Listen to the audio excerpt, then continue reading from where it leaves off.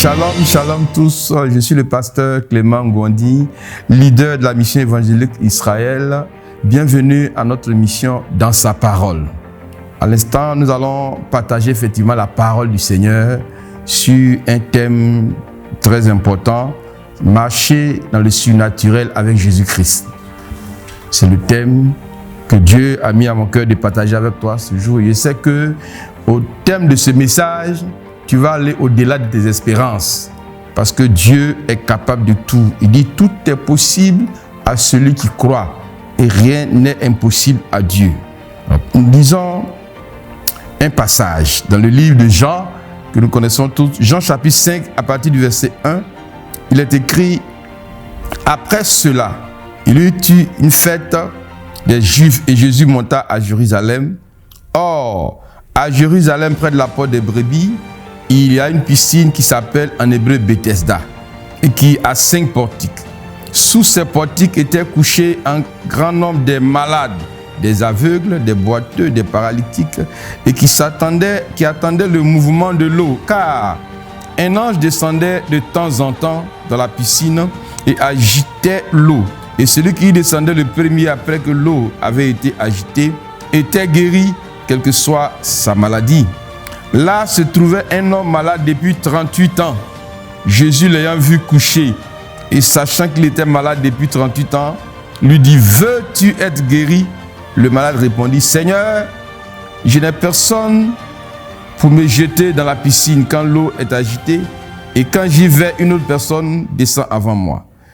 Lève-toi, lui dit Jésus, prends ton lit et marche. Aussitôt, cet homme fut guéri, il prit son lit et marcha. Que Dieu bénisse sa parole. Que Dieu bénisse sa parole. Nous voyons ici un miracle. Ce qu'on appelle un miracle, ce qui dépasse l'entendement de l'homme. Voici un homme dont on parle comme étant malade depuis 38 ans. Dans une situation désespérée depuis 38 ans. 38 ans de maladie, c'est pratiquement une génération de vie. Et il est resté dans cette situation-là pendant longtemps, jusqu'à ce que, dans ce passage, nous voyons un miracle s'opérer au travers de la personne de notre Seigneur Jésus-Christ. Alors, qu'est-ce qui se passe? La Bible dit, après cela, après quoi? Jésus-Christ, aux noces de Cana, a changé l'eau en vin. Et d'autres miracles ont suivi. Quand il revient en Galilée, l'officier romain, l'officier qui était là, avec son fils malade, il dit à Jésus-Christ: je t'en supplie, guéris-le. Jésus dit: si vous ne voyez pas, vous ne croyez pas. Mais après avoir parlé, Jésus dit: à l'instant, ton fils est guéri, parce que le Père insistait. Et lorsque les envoyés de ce chef sont venus voir Jésus, sont venus voir le maître, dit: ton fils est guéri. Et il regarde la montre et il se dit: c'est à l'heure où Jésus a dit que mon enfant est guéri qu'il est guéri effectivement. Quel miracle! Il ne lui a pas imposé les mains, il ne lui a pas donné de médicaments, mais il a donné simplement une parole. Une parole. Je veux dire à mes bien-aimés qui m'écoutent que s'il y a un miracle quelque part, il se trouve dans la parole de Dieu. C'est par la parole que Dieu a créé toutes choses. Et pendant que nous parlons ce matin, quand tu m'entends, ta situation est prête de recevoir un miracle. Parce que Dieu produit des miracles au travers de sa parole. Et après cela, Jésus, qui n'est pas limité, il ne s'arrête pas. On dit: il y a eu une fête des Juifs. Et par tradition, tous les Juifs montaient à ces fêtes-là. Les 3 principales fêtes, c'était l'une de ces fêtes-là. Et quand il arrive, un spectacle est décrit. La Bible dit: à Jérusalem, près de la porte des brebis, il y a une piscine qui s'appelle en hébreu Bethesda et qui a 5 portiques. Voici le décor qui est planté. Mais c'est une piscine, Bethesda et 5 portiques. Mais au-delà de ça, nous voyons une désolation. Des malades en si grand nombre, des paralytiques, des aveugles, de toutes sortes de maladies qui sont dans ce lieu et qui attendent un miracle. Il est bon, mes amis, d'attendre un miracle. Quand un homme, une femme cesse d'attendre quelque chose de Dieu, il n'a plus d'espoir, il n'a plus d'avenir. Quelle que soit la situation que tu vis, si tu continues d'espérer, si tu continues de croire que quelque chose de bon va se passer, Dieu s'arrangera pour que cela se passe dans ta vie. Ici, en l'occurrence, cet homme était parmi tous ces boiteux-là, tous ces malades. Et il était établi une espérance autour d'un fait. Un fait traditionnel, un fait qui se répétait. C'est qu'un ange descendait de temps en temps. De temps en temps. De temps en temps. Et il remuait l'eau. Et quand l'eau était remuée, il y avait une compétition. Le premier qui se jetait dans la piscine était guéri, quelle que soit sa maladie. Alors, tous ceux qui étaient là espéraient qu'il soit le premier à se jeter dans la piscine. Ils espéraient que par leur force, par leur accélération, ils puissent être le premier. Mais pendant des années, pendant 38 ans, cet homme-là, il n'a pas eu la capacité de se jeter dans la piscine. Alors il est demeuré malade. Il est demeuré dans sa situation. Qu'est-ce que je suis en train de dire? La Bible dit, c'est de temps en temps. C'est-à-dire, si l'ange ne descend pas, il n'y a pas de miracle. Si l'ange ne remue pas l'eau, il n'y a pas de guérison. Mais tous ceux qui étaient là s'accrochaient à ce seul fait matériel. Alors, il n'y a pas eu de guérison. Je suis en train de dire à quelque chose à quelqu'un ce matin, c'est que la religion, notre approche religieuse avec Dieu ne peut pas nous faire aller loin. Ici, c'est les hommes qui ont entendu dire, il y a 50 ans, l'ange est descendu ici. Et il est établi que chaque fois que l'ange vient, on est guéri. Et les hommes se sont accrochés à ce seul espoir. Et la Bible dit que ce n'est que de temps en temps. C'est-à-dire, si pendant 10 ans, l'ange n'est pas venu, il n'y a pas de guérison. Si pendant 20 ans, l'ange n'est pas venu, il n'y a pas de guérison. C'est pourquoi le système des hommes auxquels on s'accroche nous limite, nous paralyse, nous empêche d'atteindre ce que Dieu veut que nous atteignions. Et ce matin, je suis venu pour que quelqu'un puisse aller au-delà de ses limites. Au-delà de ses limites. Dieu n'a pas tracé de limites pour toi. Il dit tout est possible à celui qui croit. Mais qu'est-ce qui s'est passé ici? La Bible dit, cet homme était là. Et pendant 38 ans de vie, sa vie est restée bloquée. Les blocages dans nos vies sont dus à nos systèmes de pensée. À quoi nous pensons? Qu'est-ce que nous avons décidé d'accepter? Cet homme, en l'occurrence, avait accepté qu'il ne pouvait être guéri que s'il tombait dans l'eau après l'ange. Or, il y avait quelque chose qui était au-delà de ça, qu'il ne percevait pas. Il y avait quelque chose d'extraordinaire, de puissant que Dieu avait déposé là. Mais les hommes ont fini par s'accrocher à ce qui était physique, ce qui est visuel. Mais je vais vous dire quelque chose ce matin. On dit, la piscine s'appelait en hébreu Bethesda et avait 5 portiques. Bethesda veut dire maison de miséricorde. Miséricorde. Et 5 portiques, c'est la grâce. Dans ce lieu, ce n'est pas l'ange qui était le plus important. Dans ce lieu, ce n'est pas le mouvement de l'eau qui était le plus important, mais c'était la révélation de Dieu. Ce que Dieu veut révéler, c'est que c'est sa miséricorde et sa grâce qui opéraient là. Alors même si tu n'as pas été le premier à te jeter, la grâce peut te faire rattraper ta guérison. La grâce peut te faire voir quelque chose de grand.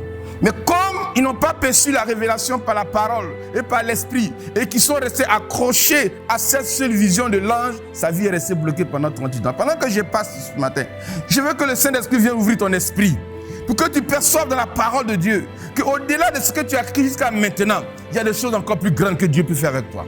Il y a des choses merveilleuses que Dieu peut faire avec toi. Pourquoi? Pas parce que tu es bien, pas parce que tu es le meilleur, mais parce qu'en réalité, sa grâce existe. En réalité, sa grâce existe pour toi. Et à Bethesda, qui veut dire maison de miséricorde aussi, Dieu agissait. Pourquoi il agissait? Parce que la miséricorde, par définition, c'est lorsque Dieu intervient dans notre vie sans tenir compte de nos méfaits et qui nous pardonne nos torts et qui nous laisse tomber nos péchés. La grâce, c'est la faveur illimitée lorsque au-delà de tes propres moyens, que tes parents n'ont pas, que tu n'as pas, que la médecine n'est pas, Dieu intervient pour surprendre notre entendement.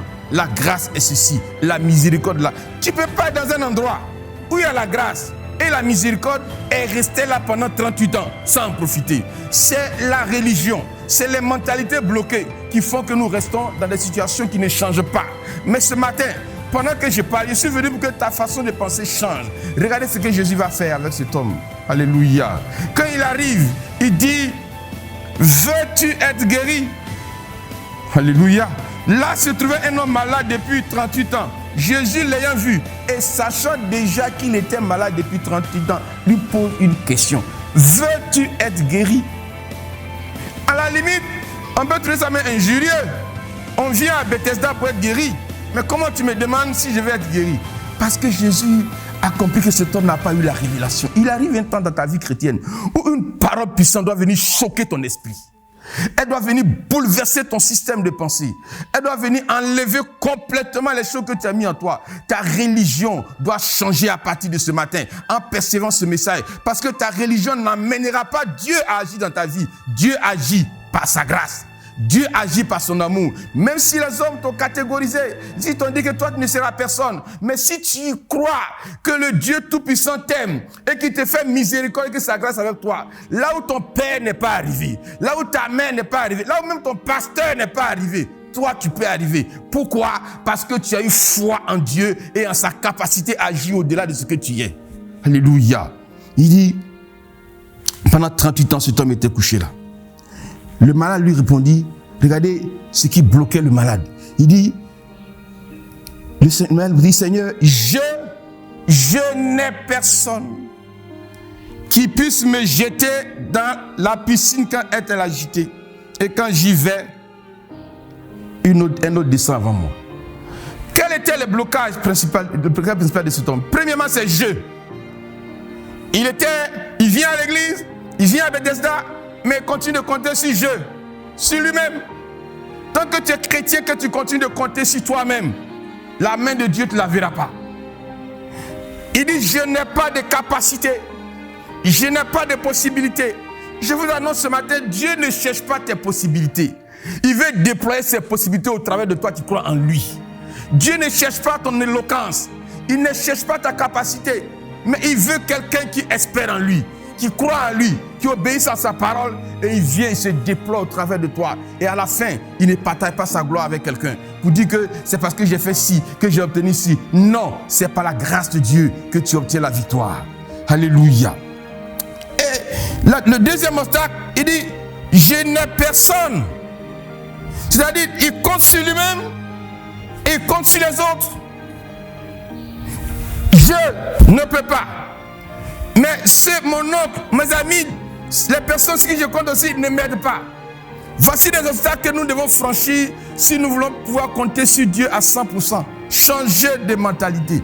Nous devons venir à l'église et nous abandonner entre les mains du Seigneur. Sa parole a dit, oh, venez à moi, vous tous qui êtes fatigués et chargés, et je vous donnerai du repos. Jésus-Christ, quand il nous appelle, c'est pour nous décharger. C'est pour nous décharger. Mais bien de fois, les chrétiens, nous voulons nous-mêmes maintenir toujours le bagage. On pense qu'on peut faire. Non, on ne peut pas. C'est Jésus qui le fera pour nous. Il le fera parce qu'il a toute la capacité de le faire. La Bible déclare qu'en lui a été déposée la plénitude de la divinité. Sa parole s'exécute tous les jours. Il est le même hier, aujourd'hui et éternellement. Ce que l'homme n'a pas pu faire pour toi, Dieu peut le faire pour toi. Nous sommes dans des calculs d'hommes. Je peux arriver ici, je peux arriver là. Et revenons encore sur le fait que ce malade comptait sur l'homme, il comptait sur la tradition des hommes. Quelqu'un peut être né dans une famille. Il dit, dans ma famille, on ne se marie pas. Dans ma famille, mais les gens n'ont pas construit une maison. Donc ta mentalité est fermée. Pour toi, tu dois être un débrouillard. Mais quand tu viens à Jésus, il dit, soyez transformés par le renouvellement de votre intelligence. Romains chapitre 12. Soyez transformés par votre système de pensée. Ne pense plus comme ta grand-mère a pensé. Ne pense plus comme les gens de ton quartier ont pensé. Mais pense comme Dieu pense. Le problème de l'homme, le plus grand démon dans la vie d'un homme, c'est le problème de la mentalité. Quelles que soient les impositions de main qu'on te fera, si ta mentalité n'a pas été changée, elle te conduira à l'échec. Parce que là où Dieu veut aller avec toi, toi-même tu bloques la main de Dieu. Laissez-moi vous raconter cette histoire. Dans le livre de Nombres chapitre 11, lorsque le peuple d'Israël a eu faim, ils ont commencé à se lever contre Moïse. Amen. Et ils ont commencé à vouloir tuer Moïse même, jusqu'à ce que Dieu prenne Moïse et lui dit, viens à la tente d'assignation. Je prendrai de l'esprit qui est sur toi. Je le poserai sur eux et ils prophétiseront. Alors Dieu convoque par Moïse 70 anciens et ils vont à la tente d'assignation. Dieu prend l'esprit qui est sur Moïse et il pose sur eux. Quand il a posé sur eux, la Bible dit, ils ont commencé à prophétiser. Alléluia. Ils ont commencé à prophétiser. Prophétiser, c'est annoncer à l'avance les choses qui doivent nous arriver. Je suis dans Magnan, mais je déclare que je suis béni. Je suis dans blocage, mais je déclare que ma maison est belle. Je suis sans argent, mais je déclare que je suis prospère. Parce que ta mentalité n'est pas accrochée à la réalité. La mentalité est la chose que le Saint-Esprit vient pour changer. Pour que là, tu ne marches pas par imitation des hommes ou par tes propres capacités, mais que tu marches parce que Dieu veut faire dans ta vie. Je suis en train de dire à quelqu'un aujourd'hui, tu peux rêver, tu as le droit de rêver, tu as le droit de croire en la grandeur. Même si tu es né à Bromacoté, dans un campement, et que tu n'as jamais dormi dans une maison climatisée, tu as le droit de rêver à des immeubles. Joseph a rêvé qu'il deviendrait grand. Les gens ont commencé à le maltraiter. Mais quand ils ont commencé à le maltraiter, Joseph a rêvé encore plus grand. Tu as le droit de rêver. Pourquoi? Parce que ton rêve ne s'appuie pas sur tes capacités. Ton rêve s'appuie sur les capacités de celui en qui tu as cru. Il s'appelle Jésus-Christ. Il est le Tout-Puissant. Et il est capable de tout faire pour toi. J'annonce à quelqu'un aujourd'hui que cet homme de la piscine de Bethesda, une parole vient vers toi. Une parole puissante vient vers toi. Pour qu'au travers donc de cette parole-là, ce que tu n'as pas encore expérimenté, tu l'expérimentes. Tu l'expérimentes. Aujourd'hui, le monde tremble devant des fléaux. Mais nous voyons dans l'histoire de la Bible des hommes et des femmes qui, par la foi en Dieu, ont influencé l'histoire. Élie le Tishbite se lève. Il dit, sauf à ma parole, il ne proviendra plus de pluie en Israël pendant 3 ans et demi. Et Élie a fait cette prière. La pluie s'est arrêtée. Le même Élie a prié 3 ans et demi plus tard. La pluie est venue. Josué s'est arrêté. Le soleil s'est arrêté sur Gabaon. Élisée même a fendu le Jourdain comme Élie l'a fait. Nous avons le pouvoir de Dieu à notre disposition si nous croyons en lui et non sur notre propre capacité. Voilà ce qui va se passer. Après que cet homme ait fini de parler, Jésus dit, tu as fini de parler. Tu as fini de parler. Tu as fini? Il dit oui. Il dit maintenant laisse-moi parler. Laisse Jésus te parler, bien-aimé. Fais taire ton raisonnement. Fais taire tes capacités et laisse Jésus parler et que sa parole prenne pleinement place en toi. Alors tu seras une femme, un homme de miracle dont on rendra témoignage dans ta famille et dans les nations. Qu'est-ce que Jésus va dire? Il dit lève-toi, dit Jésus. Prends ton lit et marche. Jésus-Christ n'a pas allé faire échographie. Il n'allait pas faire de radio, mais il a déclaré la parole. Toi qui es assis, lève-toi, prends ton lit et marche. Et la Bible dit, aussitôt, c'est ça qui me plaît, aussitôt, l'homme qui a duré là pendant 38 ans, mais à cause d'une parole, en une fraction de seconde, aussitôt, il fut guéri, il prit son lit et marcha. L'homme qu'on pensait qu'il n'allait plus jamais guérir, imaginez, des enfants sont nés, ils ont eu 30 ans de la famille. Ils sont venus le trouver malade. Peut-être qu'on les envoyait de temps en temps pour leur donner un peu de riz pour manger. Mais après 38 ans, un matin, cet homme-là, Jésus dit, prends ton lit et rentre chez toi. Et ils vont le voir venir. On dit, mais le tonton qui est assis à l'église là, le voilà qui arrive là-bas. Qu'est-ce qui s'est passé? Avec son lit sur son épaule. On dit, mais qu'est-ce qui s'est passé? Il dit, j'ai un homme qui s'appelle Jésus s'est approché de moi. Il m'a dit, lève-toi. Prends ton lit et va-t'en. Je suis en train de t'annoncer ce soir. Ceux qui t'attendaient à ton humiliation, chaque fois c'est toi qu'on humilie. Mais dans quelques secondes, dans quelques minutes, lorsque tu auras placé ta pleine confiance en Dieu, que tu l'as reçu sa parole, j'insiste, et que sa parole sera en toi, tu iras au-delà du naturel. Tu iras au-delà des limites que les gens t'ont imposées, que toi tu t'es imposé. J'annonce sur ta vie nos limites. Les limites s'arrêtent ce soir. Les limites s'arrêtent aujourd'hui parce que Jésus rentre dans ta vie. La piscine de Bethesda n'a pas guéri le malade, mais Jésus l'a guéri. Si les médecins ne peuvent pas te guérir aujourd'hui, Jésus peut te guérir. Si les oncles n'ont pas pu t'aider à avoir du travail, Jésus peut changer ta vie. Si dans ta famille, personne n'a pu se marier réellement, parce que c'est la famille qui est comme ça. Quand Jésus vient, il change le cours de ton histoire. Il te donne la capacité d'avoir ce que les gens n'ont jamais eu. C'est la parole du Seigneur pour toi ce matin. C'est la parole du Seigneur pour toi ce matin. Pour que ta vie change. Parce que Jésus n'est pas venu sur la terre pour que tu marches dans les limites. Toi, tu l'as accepté. Écoute-moi très bien. Jean chapitre 10, verset 10. Il dit, l'ennemi ne vient que pour dérober, égorger et détruire. Mais je suis venu afin que mes brebis aient la vie et soient dans l'abondance. c'est-à-dire la vie sans limite. La vie sans limite, Dieu nous la donne. Et quand nous l'acceptons, en toutes circonstances, elle change le cours de notre histoire. Elle change ce qu'on ne pouvait pas faire. J'annonce sur ta vie, j'annonce sur la vie de tous ceux qui nous suivent en ce jour, que le surnaturel s'est mis en marche pour toi. Le surnaturel divin s'est mis en marche pour toi.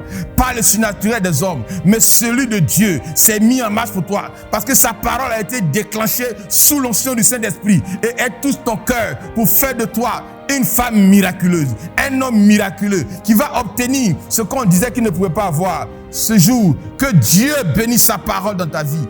Que Dieu bénisse sa parole dans ta vie. Pour que tu sortes de la paralysie à la gloire. Tu quittes de l'humiliation à l'élévation. Tu quittes du rejet à la gloire. Parce que ce n'est pas un homme qui le fait pour toi, c'est l'Éternel qui le fait pour toi. Je le déclare sous l'onction du Saint-Esprit. Toi qui m'écoutes, ce message vient changer le cours de ton histoire. Les gens viendront et ils ne te verront pas là où ils pensaient te voir. Laissez-moi terminer par là. Lorsque les gens par tradition sont allés au tombeau de Jésus 3 jours pour l'embaumer, un ange leur a dit: pourquoi cherchez-vous parmi les morts celui qui est vivant? Il n'est plus ici, il est ressuscité. J'annonce sur ta vie que les gens te chercheront là où tu étais, dans la dèche, dans la galère. Ils ne te trouveront plus là-bas parce que le surnaturel te prendra de l'échec à l'élévation, de l'humiliation à la gloire. Ils te chercheront parmi les célibataires et on ne te trouvera plus là-bas. On dit: elle n'est plus ici, elle est mariée.